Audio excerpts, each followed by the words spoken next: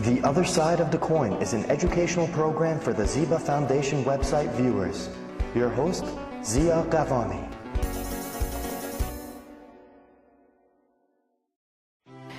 Hello, I'm Zia Ghavami, co-founder of Ziba Foundation. Today we are going to talk the following topics of interest. The first topic is rewiring the brain to ease pain. This topic that is falling in the category that I call science in action. There is 1/3 or 1/16 millions of adult Americans suffering from chronic pain, meaning the pain more than 12 weeks.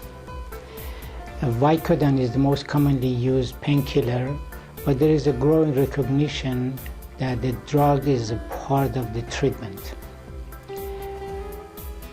The thinking, how you think about pain can have a major impact on how it feels. Technological advances made it possible we watch our brain reaction to pain in real time. And distraction cause more activity in higher thinking part of the brain. Emotional reevaluation or ignoring the pain produce higher activity in deep part of our brain or emotion processing center. Perception of the pain is higher in individual with hereditary stress, anxiety, and fear, depression, previous experience, and the general pain. And motivation is very important. For example, a soldier that be wounded is trying to help his next soldier and forgetting about his pain, comparing with a person that is depressed, lying down on the bed and have a major pain, and he feels his pain is the worst in the world. Carrying baggage is good and bad. We use those information to make projection about what we expect to happen in the future. For example, a healthy person that runs a mile or 2 miles and they feel some muscle cramp, he feels good about himself because he thinks I've done heavy exercise. But the person that have fibromyalgia and is constant pain, even minor pain in the same area, to him is a sign of worsening, especially they have no hope for the future cure. Pain is real. Chronic pain, that is pain more than 12 weeks, brain scan show is a malfunctioning in the brain pain processing center. Pain deters to areas of the brain involved in emotion, attention, and perception. Atrophy, the chronic pain causes atrophy of the gray part of our brain, and that affects the cognitive activity of the human being, and we thought in the past is all related to the pain medication, but actually it's also partly related to the nature of the pain itself. The vicious cycle, meaning that the pain causes anxiety, anxiety causes fear, fear causes depression, and depression causes more pain.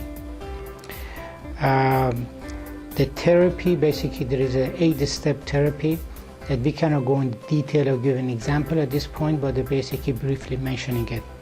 One is attention distraction. The second is guided imagery. The third is mindful meditation.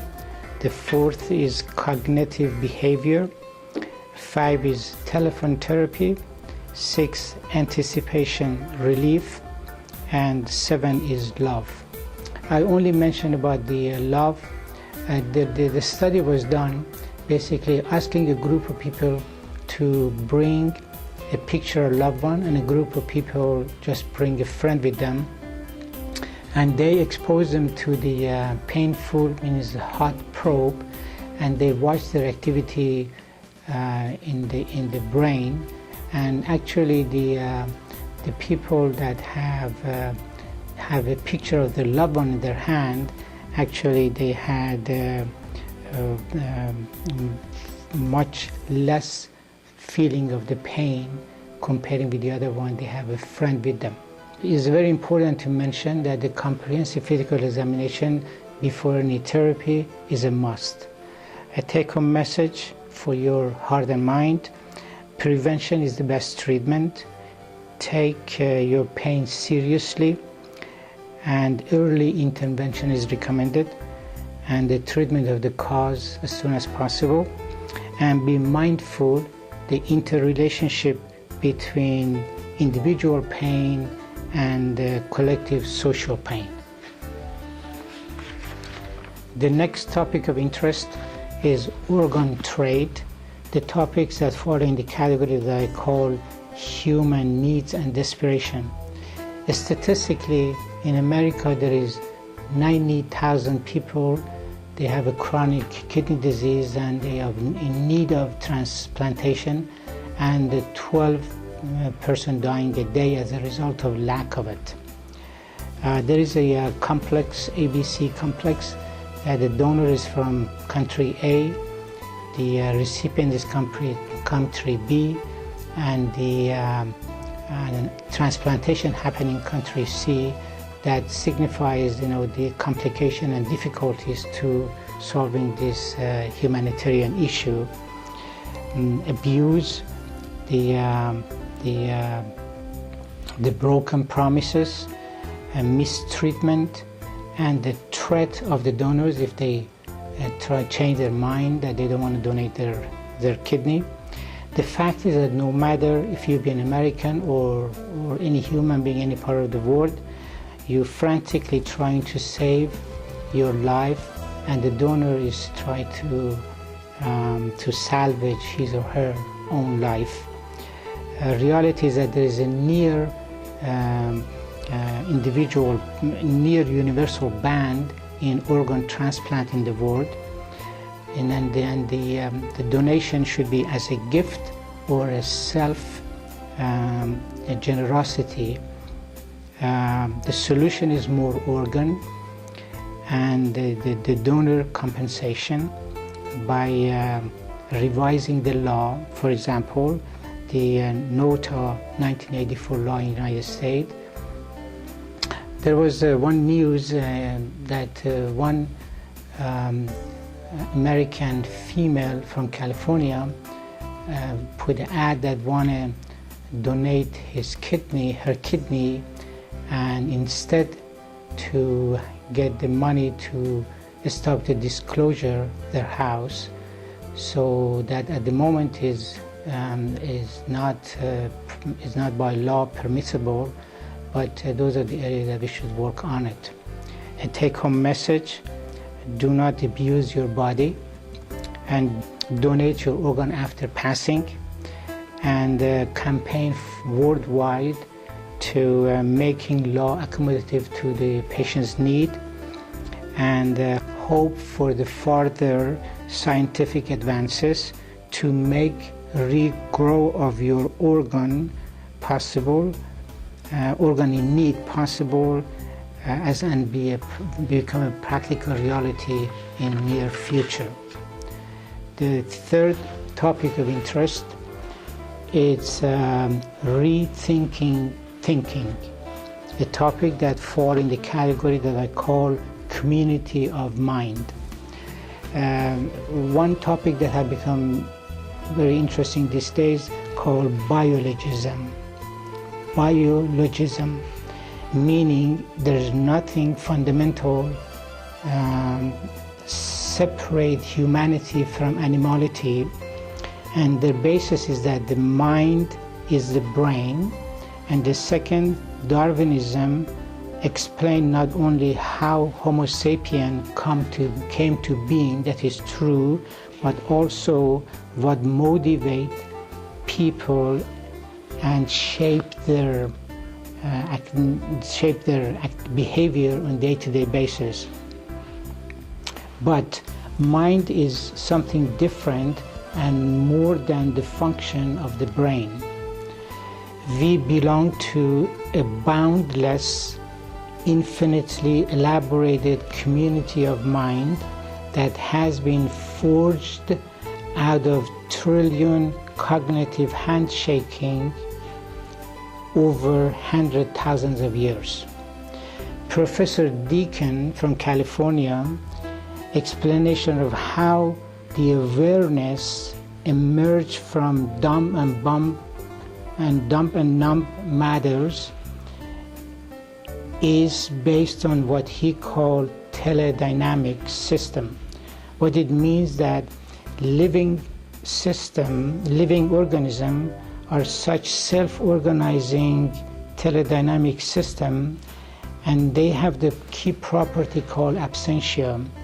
What absentia means, absentia is a phenomenon whose existence is dependent to an absence. In the mechanical life, pull and push happen at the present. In living life, we always take into account that are no longer present, meaning yesterday or tomorrow.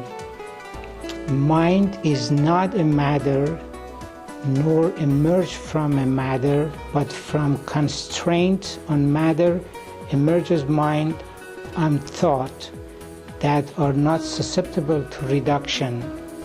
Professor Gazzaniga thinks that we should look elsewhere,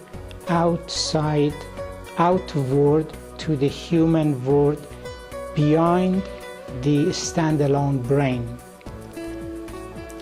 While he states that thought, perception, memories, intention, and experience are emerged from not emergent property, does not explain how it come to be. Thus, the community of mind is where our human conscious is to be found. Responsibility or lack of responsibility is not located in the brain. It is an interaction between people, a social contract irreducible to brain activity. We are people, not the brain, and brain scan shows little about our personhood. I know it was a little complicated topics, but it is so interesting, and especially when we pay attention to the social implication of this discussion. Take-home message for Heart and Mind is to pay very close attention to these topics for their possible implication and application that may affect our daily life. For example, emerging the new concept of the new neural law that could have implication in the court regarding how to make a decision, and being mindful of Darwinism, and then how brain and mind being defined regardless of different beliefs and their controversies. I'm Zia Ghavami. I hope that you enjoyed this program. I again invite and encourage you to visit Ziba Foundation website at www.zibafoundation.org. Have a great day, and remember to promote art and humanity in your own special way. The Other Side of the Coin is an educational program for the Ziba Foundation website viewers. Your host, Zia Ghavami.